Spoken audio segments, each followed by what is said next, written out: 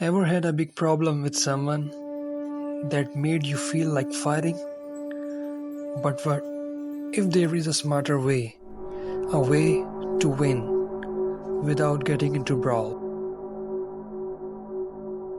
Assalamu alaikum viewers. Today we will share 7 ways to destroy your enemy without fighting them. Long ago, Prophet Muhammad sallallahu alaihi wasallam gave some really wise advice about dealing with enemies. He said, the strongest person isn't the one who's best at fighting. It's the one who can control their anger. What a powerful saying by Prophet Muhammad, peace be upon him. When we are angry, our emotions take over, making it difficult to think clearly and rationally. This can lead to impulsive decisions and actions that we later regret. Here are the steps which you need to follow to destroy your enemy without even fighting with them. Number 1. Controlling your anger. When anger strikes, recite A'udhu billahi minash shaitanir rajim, seeking refuge with Allah from shaitan. This reminds you that anger can be influenced by negativity, and Allah's guidance help you chill. Here are some ways that Prophet Muhammad sallallahu alaihi wasallam managed his anger, and we should also follow his footsteps to stay healthy and live our life happily. Changing posture. Prophet Muhammad sallallahu alaihi wasallam advised sitting down when you are angry. If the anger subsided, that was good. If it's continued, he would lie down. And here is a cool science behind it. When you sit down, it slows your heart rate like hitting the brakes on your anger machine. This gives you a moment to think before you say or do something you might regret later. Body calms down. Lying down, take it a step further. It lowers your stress hormones and make you breathe deeper. So next time you feel like a volcano about to erupt, remember the Prophet Muhammad sallallahu alaihi wasallam and the science are on the same page. Take a seat, lie down, and give your body a chance to cool down before things get fiery. Prophet Muhammad sallallahu alaihi wasallam emphasized the importance of remaining silent during the moments of anger to avoid saying hurtful words.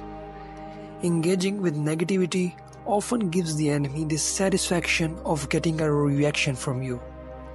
By staying silent, you take away their power to provoke you and to potentially harm you. Second vital thing is performing wuzu. The Prophet Muhammad sallallahu alaihi wasallam believed that anger comes from the devil like a fire. He recommended performing wuzu, washing your face, hands, arms as a cool way to cool down the anger, just like water extinguishes a fire. Step 2. Forgiveness. This might sound strange, but forgiveness is a superpower. It takes your enemy power to control you with negativity and frees you from their burden of anger. Once there was an old woman who don't like Prophet Muhammad sallallahu alaihi wasallam. Whenever he passed by her house, she would throw garbage and thrones at him. But the Prophet didn't get mad at her. He just kept walking calmly. One day, the Prophet noticed that there was no garbage or thrones in his path. He wondered what happened to the old woman. He found out that she was sick and couldn't throw anything that day. Subhanallah, the Prophet Muhammad sallallahu alaihi wasallam went to visit her. He asked how she was feeling and offered to help. The old woman was surprised by the kindness of Prophet Muhammad sallallahu alaihi wasallam. She realized that he was a good man, he was a good person. Because of the Prophet Muhammad sallallahu alaihi wasallam kindness, the old woman changed her mind about. She decided to become a Muslim and follow his teaching as well. Step 3 is prayer. In Islam, praying is really important. When you pray, you ask for things from Allah. Instead of asking for bad things to happen to your enemy, you can pray for good things for them.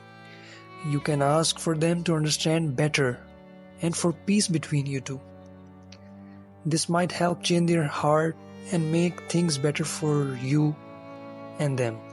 This story is about a man named Abu Jahl who didn't like the Islam and caused a lot of problems for Prophet Muhammad sallallahu alaihi wasallam and his followers. Even though Abu Jahl was mean to him, Prophet Muhammad still prayed for him. He wanted Abu Jahl to understand Islam and stop hurting others. This shows Prophet Muhammad prayed to everyone, even those who were not nice to him. He still prayed for them. It teaches us to be kind to everyone, even if they are mean to us. Step 4 is patience. When your enemy throws negativity your way, choose patience. Don't sink to their level and engage in a fight. Instead, maintain your composure and trust their negativity will eventually reveal itself as wrong. Allah is with those who have patience. Islam teaches that Allah rewards those who are patient by staying calm and trusting Allah's plan even when things are tough. He'll guide you to the best outcome. It's like holding a strong rope, it'll hold you up no matter what.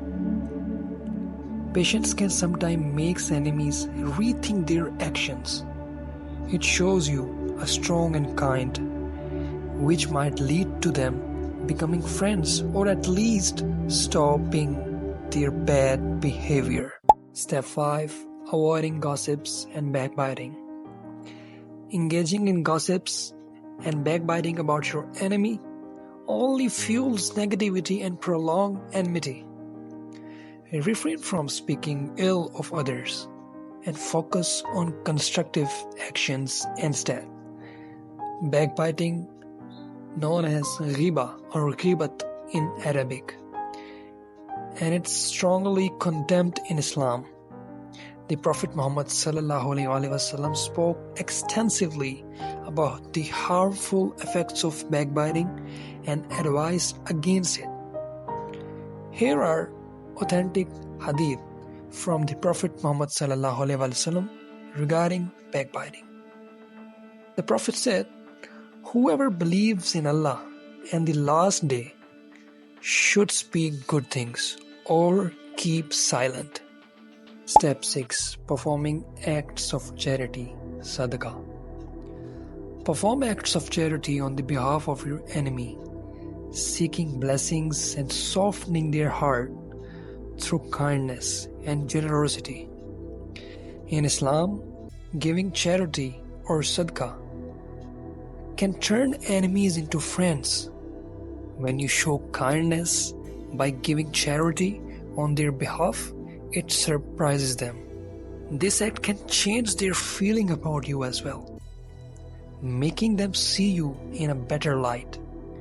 It's like planting seeds of friendship, plus you earn blessing from Allah for your generosity. So giving charity isn't just about helping others.